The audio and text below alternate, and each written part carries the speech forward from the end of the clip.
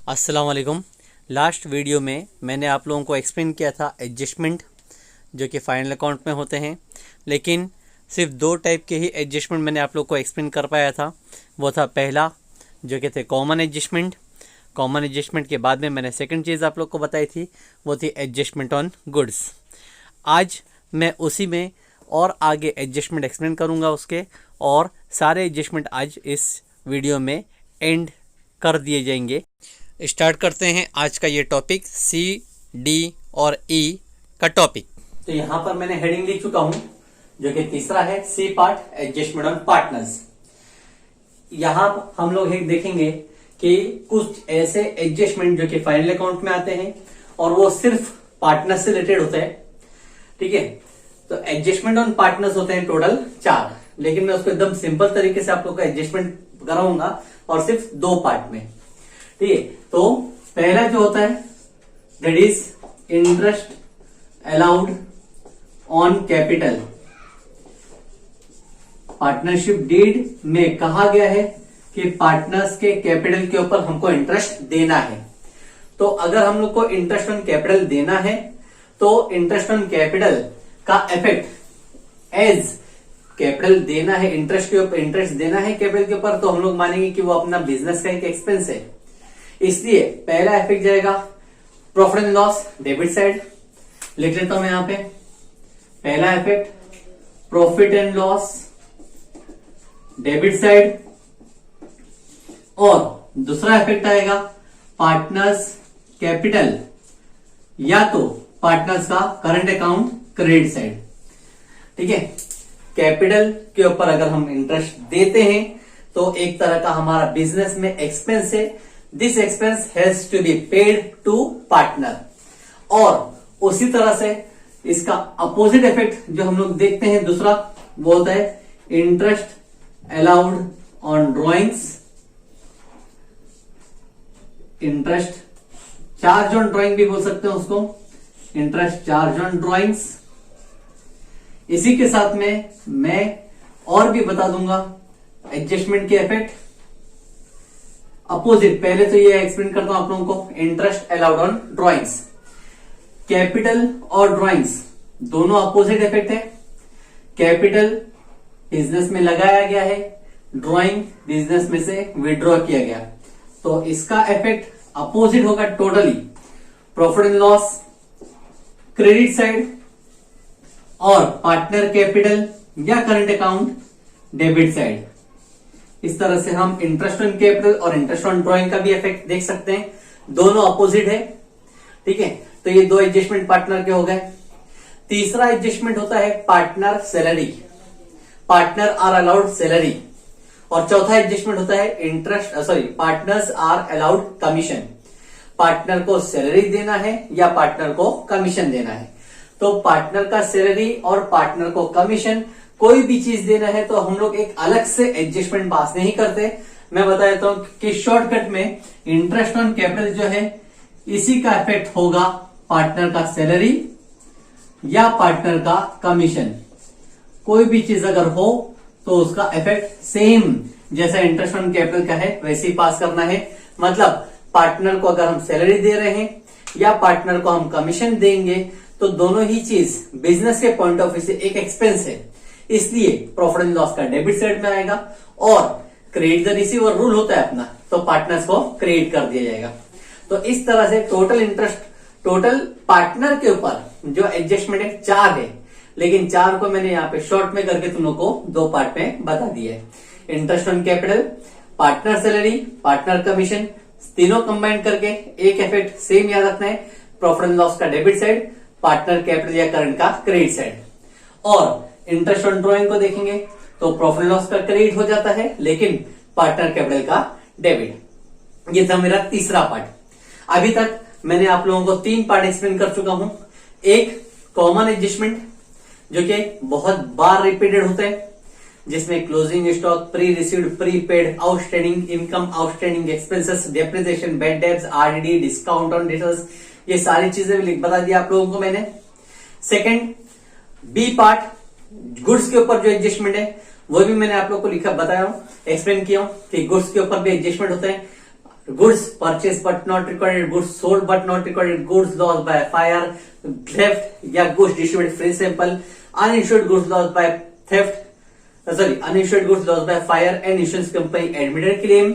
उसी तरह से पार्टनर विड्रॉन गुड्स, ये सारे एडजस्टमेंट गुड्स के ऊपर मैं तुम लोगों को बता चुका हूं। और ये तीसरा पार्ट मैंने तुम लोगों को अभी एक्सप्लेन किया पार्टनर्स के ऊपर, पार्टनर का सैलरी देना है या पार्टनर को कमीशन देना है। ठीक है, अब चौथा पार्ट स्टार्ट करता हूं मैं। चौथा पार्ट में स्टार्ट करता हूं जो कि है other adjustment.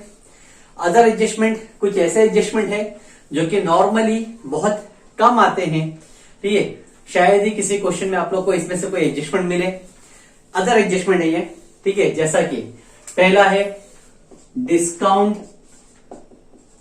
Received from creditors. Creditors ने हमको डिस्काउंट दिया है। अगर क्रेडिटर्स यानी जो हमारे सप्लायर्स हैं वो हमको डिस्काउंट देते हैं तो उसका एक इफेक्ट हम लोग यहां पे एडजस्टमेंट के तौर पे पास करते हैं। Double effect, first of all balance sheet यानी क्रेडिटर्स में से हम लोग माइनस करते हैं डिस्काउंट के नाम पे। और second effect profit and loss को लिखेंगे हम लोग क्रेडिट साइड में, because discount received is an income. Discount हमको मिल गया है तो ये हमारे लिए एक इनकम बन गई।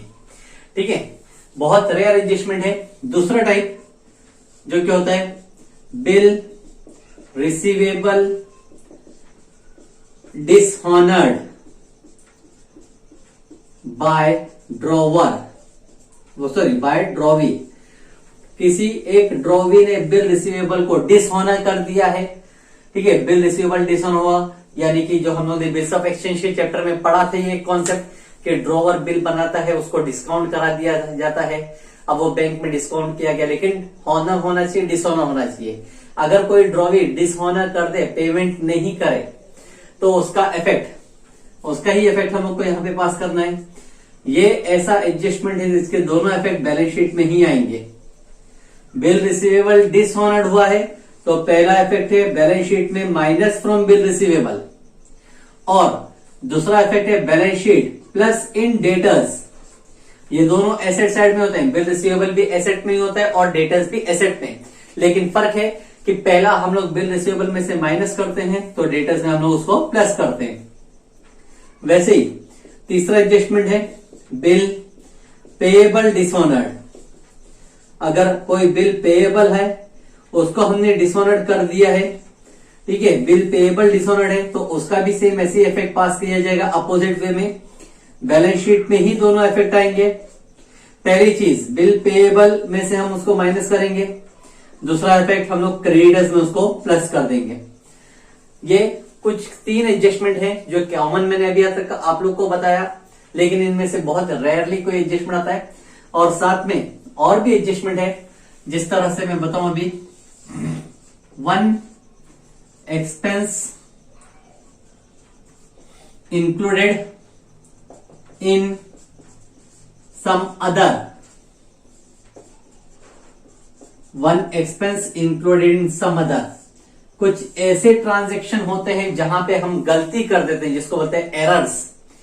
हमको रिकॉर्ड करना चाहिए था एक्चुअली कहीं पर, लेकिन हमने गलती से रिकॉर्ड कर दिया कहीं और, तो उसका इफेक्ट क्या किया जाए। तो उसका सिंपल इफेक्ट है कि हम लोग जहां गलती से इंक्लूड कर दिया गया है वहां से एक्सक्लूड कर दें, हटा दें उसको। और दूसरा इफेक्ट जो करेक्ट जगह है वहां पर उसको एडअप किया जाए। इसमें बहुत सारी चीजें आती है, revenue expenses included in capital या capital expenses included in revenue, capital income included, ऐसा बहुत सारी चीजें होती है। ठीक है, जैसा कुछ एग्जांपल में तौर पे बताऊंगा, wages paid for installation of machinery included in wages. इसका मतलब होता है वेजेस तुमने इंस्टॉलेशन ऑफ मशीन के लिए पे किया था लेकिन तुमने वेजेस में इंक्लूड कर दिया, तो इसका एक्चुअल जगह है मशीन में एडअप होना, लेकिन तुमने वेजेस में इंक्लूड किया है। तो हमारा तरीका यह है वेजेस में से माइनस करेंगे और मशीनरी में उसको प्लस कर देंगे। ठीक है, वैसे ही installation charges paid for furniture was included in installation. Installation charges pay किया गया, लेकिन उसको फर्नीचर में एडअप करना था, लेकिन हमने कहां पे एडअप कर दिया, इंस्टॉलेशन में। तो इंस्टॉलेशन में से निकालेंगे, माइनस करेंगे और उसको इंस्टॉलेशन चार्जेस पे एडअप करेंगे। ठीक है, वैसे ही अगर मैं बोलूं कि conveyance expense for personal use, conveyance किया गया है लेकिन पर्सनल यूज के लिए, तो हम लोग उसका इफेक्ट पास करेंगे, कन्वेयंस में से माइनस करेंगे और उसको पर्सनल यूज मतलब ड्राइंग के तौर पे बताया जाएगा। ठीक है, rent paid for house included in rent, घर का रेंट तुमने बिजनेस के रेंट में इंक्लूड कर दिया, तो रेंट में से माइनस करेंगे और घर के रेंट मतलब ड्राइंग को उसको डिनोट करेंगे, बताएंगे। तो ऐसे बहुत सारी गलतियां हो सकती है जिसको हम लोग शॉर्ट में एरर्स बोलते हैं। मैं यहां पे बता देता हूं ब्रैकेट में एरर्स। एरर्स को सुधारने का तरीका होता है दो तरीके, दो इफेक्ट पास करने ही हमको। पहला effect, minus from wrong place, जहां हमने इंक्लूड कर चुके हैं, ब्रैकेट में चाहिए तो मैं लिख देता हूं इंक्लूड, जहां हमने किया है वहां से माइनस कर दिया जाए, और करेक्ट जगह है प्लस इन करेक्ट प्लेस, जो जगह करेक्ट है, जो सही जगह होनी चाहिए थी वहां पे हम उसको प्लस करेंगे। ठीक है, तो कुछ ऐसे एडजस्टमेंट आते हैं, बहुत कम है लेकिन आते हैं। ठीक है, लेकिन हम लोग किसी एडजस्टमेंट को मना नहीं कर सकते, चांसेस कम है। तो ओवरऑल अदर एडजस्टमेंट में 4 एडजस्टमेंट मैंने आप लोगों को एक्सप्लेन किया। तो टोटल मैंने अभी तक आप लोगों को 4 एडजस्टमेंट एक्सप्लेन कर चुका हूं, 4 कॉन्सेप्ट के बेस पे। फिर बोलूंगा मैं, पहले मैंने स्टार्ट किया था कॉमन एडजस्टमेंट से, सेकेंड टाइप का आया गुड्स के ऊपर, थर्ड टाइप का आया पार्टनर्स के ऊपर, और फोर्थ टाइप का आया कॉमन एडजस्टमेंट। अब लास्ट टॉपिक में आप लोगों को बताऊंगा वो है हिडन एडजस्टमेंट, हिडन एडजस्टमेंट के बारे में। ठीक है, लास्ट टॉपिक हिडन एडजस्टमेंट का है। अब हिडन एडजस्टमेंट का मतलब ही पहले आप लोगों को मैं बता दूं, it will be not clearly shown as an adjustment. हम लोग क्वेश्चन देखते हैं तो ट्रायल बैलेंस होता है हमारे पास, ट्रायल बैलेंस के बाद में एडजस्टमेंट एडिशनल इंफॉर्मेशन की डिटेल दी जाती है नीचे सेंटेंस वाइज। तो जो नीचे सेंटेंस वाइज है उसको हम लोग डायरेक्टली एडजस्टमेंट कहते हैं, लेकिन हिडन एडजस्टमेंट कभी भी नीचे सेंटेंस में नहीं होता, ट्रायल बैलेंस में होता है। ठीक है, जैसा कि मैं यहाँ पे एक एग्जांपल के तौर पे बताता हूं। ट्रायल बैलेंस जो हमको क्वेश्चन में दिया गया है कुछ इस तरह से दिया जाता है, trial balance as on 31 March 20, particulars rupees, ये डेबिट साइड का है रुपीस और ये क्रेडिट साइड का है। अगर हिडन एडजस्टमेंट दिया होगा तो इस तरह से बोलेगा, रेंट ब्रैकेट में 11 मंथ जिसका अमाउंट दिया है 2200, रेंट दिया गया है लेकिन ब्रैकेट में बोला है 11 months. It is not clearly given below trial balance, लेकिन ब्रैकेट में तुमको दिया गया है, तो ब्रैकेट की इंफॉर्मेशन को समझ जाना है, दैट इज हिडन एडजस्टमेंट। वो भी कैसे समझे, तो मैंने सबसे पहले आप लोगों को जब फाइनल अकाउंट स्टार्ट किया था तभी कहा था कि एडजस्टमेंट या फाइनल अकाउंट जो हम लोग बनाते हैं वो फाइनल अकाउंट पूरे 1 साल का बनता है, 1 साल का। यहां पर आप गौर करें कि यहां पे रेंट जो दिया वो कितने महीने का दिया हुआ है, 11 मंथ्स। तो कोई भी इंफॉर्मेशन लेस देन 12 मंथ्स का हुआ तो उसको कहते हैं हम लोग आउटस्टैंडिंग। दिस इज आउटस्टैंडिंग है। अब वो आउटस्टैंडिंग कितना है वो तुम कैलकुलेट करेंगे, तुमको ही पता करना है कैसे कैलकुलेट करना है। लेकिन आउटस्टैंडिंग एक्सपेंस है, आउटस्टैंडिंग एक्सपेंस का इफेक्ट हमने देख चुके कि एक्सपेंस में प्लस कर देना है, सेकंड इफेक्ट लाइबिलिटी में जाएगा। लेकिन अमाउंट कैसे आएगा तो उसका कैलकुलेशन मैं आपको लोगों को यहां पे बता देता हूं। रेंट अगर 11 महीने का दिया है और उसका अमाउंट है 2200, तो जो भी अमाउंट है उसको मंथ से डिवाइड कर दिया जाए। 2200 अमाउंट है, डिवाइड बाय 11 मंथ कर दूं तो मुझे मिलेगा 200 रुपए पर मंथ। हर महीने का 200 रुपए बाकी था, यानी हर महीने का 200 रुपए रेंट है। अब मैं देखूंगी साल होता है 12 महीने का, लेकिन मैंने पेमेंट कितने महीने का किया हूं, 11, तो 1 महीने का पे करना बाकी रह गया है, तो ये माना जाएगा आउटस्टैंडिंग रेंट इज 200। तो रेंट आउटस्टैंडिंग है, 2 इफेक्ट हम पास करेंगे। पहला इफेक्ट जाएगा बैलेंस शीट के लायबिलिटीज में और सेकंड इफेक्ट जाएगा प्रॉफिट एंड लॉस के डेबिट में प्लस इन रेंट, रेंट पे हम लोग उसको प्लस कर देंगे। इस तरह से पहले अमाउंट कैलकुलेट करना पड़ेगा, तब जाके हमको वो एडजस्टमेंट समझ में आएगा, उसका अमाउंट समझ में आएगा। ठीक है, उसी तरह से मैं एक और नाम बता देता हूं आप लोगों को। एडवर्टाइजमेंट ब्रैकेट में दिया 3 years और अमाउंट दे दिया 6000। एडवर्टाइजमेंट कहा गया है 6000 रुपए पे कर दिए, लेकिन साथ में ये भी कह रहा है कि हमने जो पेमेंट किया वो 3 years का किया। तो फिर याद रखने का कि फाइनल अकाउंट जो हम लोग बनाते हैं वो सिर्फ 1 साल का होता है, 3 साल का नहीं होता। फाइनल अकाउंट 1 साल का ही बनाया जाता है। तो 3 साल का पे कर दिए, मतलब हमने ज्यादा पे कर दिए, तो जो ज्यादा पे कर दिया गया है उसको हम लोग बोलेंगे प्रीपेड। तो prepaid rent, sorry prepaid advertisement है, प्रीपेड एडवर्टाइजमेंट। अब अगर प्रीपेड एडवर्टाइजमेंट है तो अमाउंट कितना है, एक्स्ट्रा कितना पे कर चुके, वो हमको कैलकुलेट करना होगा। कैलकुलेट करने का तरीका होगा 6000, 3 साल का पे किया तो डिवाइड बाय 3 करेंगे, अमाउंट आएगा 2000 पर ईयर पर एनम। 1 साल का 2000, तो मेरा 1 साल का फाइनल अकाउंट बनाया गया, लेकिन मैंने 2 साल का एक्स्ट्रा पे कर चुका हूं। तो जो एक्स्ट्रा पे कर चुका हूं वो निकालेंगे 2000, 2 साल का एक्स्ट्रा पे किया मतलब 4000 रुपए एक्स्ट्रा पे कर चुके, ये कहलाएगा प्रीपेड। 4000 रुपए प्रीपेड है। अब जो 4000 रुपए प्रीपेड है तो प्रीपेड का इफेक्ट हमको पता है कि पहली चीज बैलेंस शीट में चले जाएगा एसेट साइड, प्रीपेड एडवर्टाइजमेंट, और सेकंड इफेक्ट हम लोग लिखेंगे जो प्रॉफिट एंड लॉस है वहां पे हम माइनस करेंगे फ्रॉम एडवर्टीजमेंट, एडवर्टीजमेंट में से हम उसको माइनस कर देंगे। तो ये एडजस्टमेंट क्लियरली कहा नहीं गया था, क्लियरली कहा नहीं गया, लेकिन फिर भी हमको समझ जाना है कि कोई भी इंफॉर्मेशन जो ट्रायल बैलेंस में दी गई है मंथ या ईयर वाइज है तो 12 मंथ्स का ही होना चाहिए या 1 ईयर का ही होना चाहिए, उससे ज्यादा का भी नहीं होना चाहिए और उससे कम का भी नहीं होना चाहिए। ज्यादा का पीरियड अगर दिखाई दे रहा है मतलब वो प्रीपेड है, और अगर कम पीरियड का दिखाई देता है तो उसको हम लोग बोलेंगे आउटस्टैंडिंग। ठीक है, ये 2 एग्जांपल मैंने फिलहाल बताया, और आगे एडजस्टमेंट देखते हैं इस तरह से कि हम लोगों को ट्रायल बैलेंस में कहा गया है, ट्रायल बैलेंस में कहा जा रहा है 10% बैंक लोन, और ब्रैकेट में दिया है टेकन ऑन 1 जनवरी 2020 और अमाउंट दिया गया है 20,000। इस तरह से कहा गया है। तो 10% बैंक लोन का मतलब हुआ कि बैंक से जो लोन लिया गया था उसके ऊपर 10% ब्याज देना बाकी है, इंटरेस्ट बाकी है। तो इंटरेस्ट कहा नहीं गया, लेकिन हमको वो परसेंटेज देख के समझ में आना चाहिए कि परसेंटेज कहा गया है तो हम लोगों को इंटरेस्ट कैलकुलेट करना है। ठीक है, तो तीसरा एक्सप्लेनेशन में करता हूं, दैट इज 10% बैंक लोन, लेकिन साथ में डेट भी दी गई है टेकन ऑन 1 जनवरी 20। तो अमाउंट कैलकुलेट करने का तरीका, अमाउंटेड लोन का 20,000 का 10%, मंथ्स भी काउंट होंगे। जनवरी में लोन लिया गया था, मार्च में ईयर एंड हुआ, तो जनवरी फरवरी मार्च 3 महीने का ब्याज होना चाहिए, multiply by 3 months out of 12 calculate किया जाए। 0 0 कैंसल, 3 1 जा 3, 3 4 जा 12, 4 1 जा 4, 4 5 जा 20, 0 0 रह गए।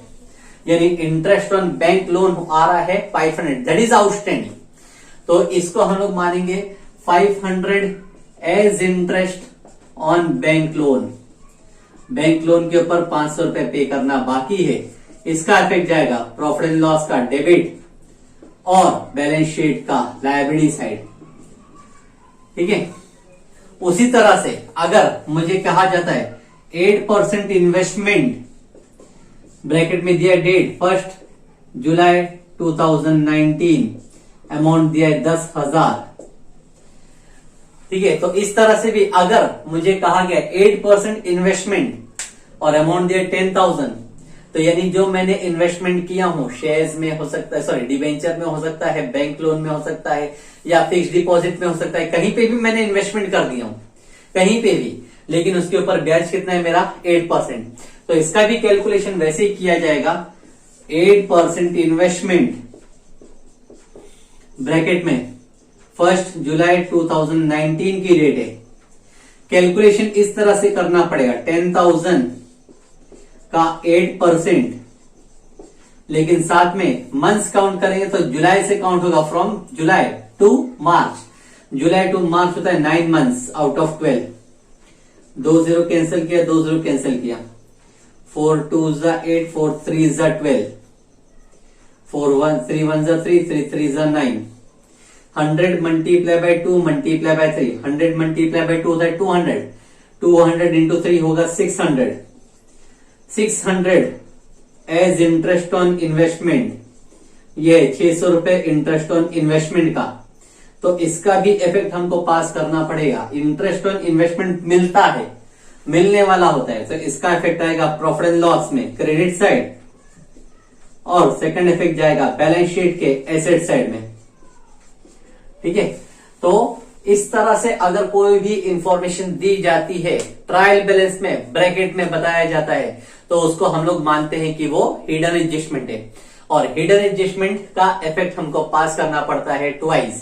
पहले तो हमको कैलकुलेट करना पड़ेगा, और कैलकुलेट करने का मैंने आप लोगों को तरीका बताया। साथ में हम लोगों को उसका इफेक्ट भी याद करना है कि कौन सी इफेक्ट कहां पर जाएगी। ठीक है, तो इस तरह से हमारा पूरा सॉल्यूशन किया जाएगा। एट द एंड मैं फिर आप लोगों को बोलूंगा कि जितने भी मैंने वीडियोस में आप लोगों को एक्सप्लेन किया हूं एडजस्टमेंट, इससे पहले वाला वीडियो और ये वाले वीडियो में सारे एडजस्टमेंट आप अपनी नोटबुक में लिख के रखें। सॉल्यूशन करने के टाइम पे ये सारे एडजस्टमेंट के इफ़ेक्ट सामने रहेंगे, बार बार करेंगे तो जल्दी अपना सॉल्यूशन कंप्लीट हो जाएगा और परफेक्शन के साथ में हमारा सॉल्यूशन कंप्लीट होगा।